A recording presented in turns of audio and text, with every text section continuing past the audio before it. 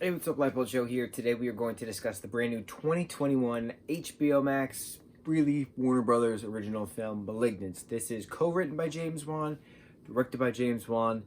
This is a James Wan film. You got McKenna Grace in a James Wan film, right? He had her as young Judith Warren in Annabelle Comes Home, and here she is as young Emily May, in like video recordings. You have the main actress's name is Annabelle something, and like James Wan created Annabelle, so like all these conjuring things come together. It's a beautiful small horror world. This movie was terrifying because it's a medical movie and there's science involved. Of course there's fiction, and of course it's a horror film. The first part of it, you're like, okay, this is cool. This reminds me of Upgrade with the dash of Brightburn. And then you're like, okay, is this character Gabriel a ghost? Is he more like Electro, like the Marvel supervillain that he is, Electro? Because he can control electricity, he can talk through the stereo. Like, what in the hell is going on? And then we get backstory, and we get so much info, but it takes place in Seattle, and we learn a lot about Seattle. The whole underground cavern scene was like pretty creepy, because I didn't know that Seattle has like gone through many disasters. And like there was a major fire in like the 1800s, and they rebuilt the city on top of the old city to keep it away from sea level, and like they just left stuff there, like there's storefronts and carriages and all these things, and like I didn't know that. Like, I knew, like, Philadelphia built on top of itself. I knew Paris is, built on top of itself.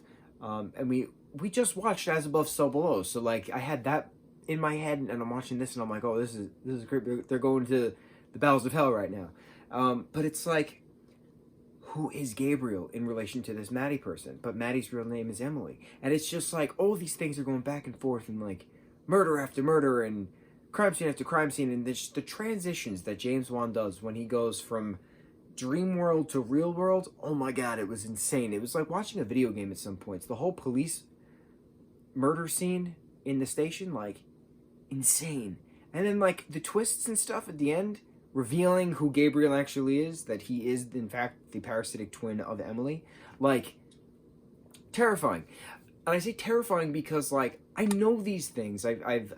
I've seen it within different cases, like documented cases, like the most infamous parasitic twin case is Edward Mordrake. He was born to aristocrats in England in the 1800s, and he had a parasitic twin on the back of his head.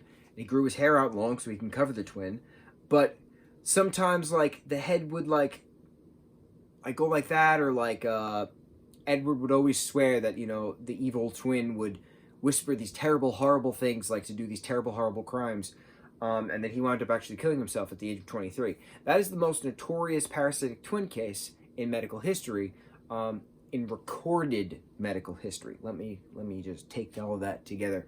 Medical recorded history. I don't know prior to Edward. I don't know who from other undocumented nations or unrecorded nations. Not a clue.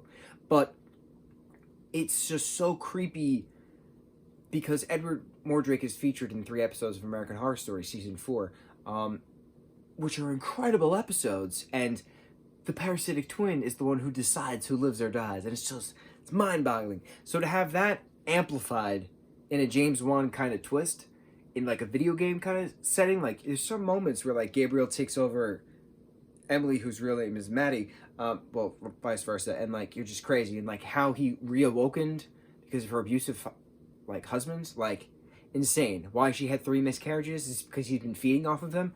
Insane. I did not know anything about this film. I didn't watch a trailer. I didn't read a synopsis. All I got was a notification from HBO Max on my email saying, hey, this movie's coming out, you might like it. And I was like, oh, directed by James Wan? Of course I'm going to like it. Bro, James does no wrong. James Wan and Leigh Whannell, ever since they did that short film of Saw for the Bear Trap Mask for one of their student films in a film school in Australia, which was like, what, 17 minutes long? Which then launched Saw, the feature film, it has been a whirlwind adventure between Lay's projects, between James's projects, between the both of them together. This movie scared me because of that science base to it, because of that whole parasitic twin possibility, parasitic twin psychosis. It's creepy. This was spoiler ridden, my goodness, but I don't get that worked up about films. This is one of the greatest horror films I've ever seen because it took me off guard. I was guessing till the end. I was like, what is going on? Not a clue. Loved it. And they alluded heavily to a sequel. James, please make a sequel. And make it quick. Because this first one was awesome. And I expect nothing but the best for the second one. I would love for the ending of the second one for her to take a knife and to just grab Gabriel by the remnants of his kind of face and just slice him off. But in reality, she's cutting a piece of her own brain out. Oh, I'd freak the freak out. That would be terrifying to watch, let alone film. Yo, that would be fun. We got some brain stuff for Saw 3 and Saw 4. Like, we can do it. Everything went back to Saw 3 with John Kramer's skull on the table. We can do this. We got this. All right. Mucho mahalo.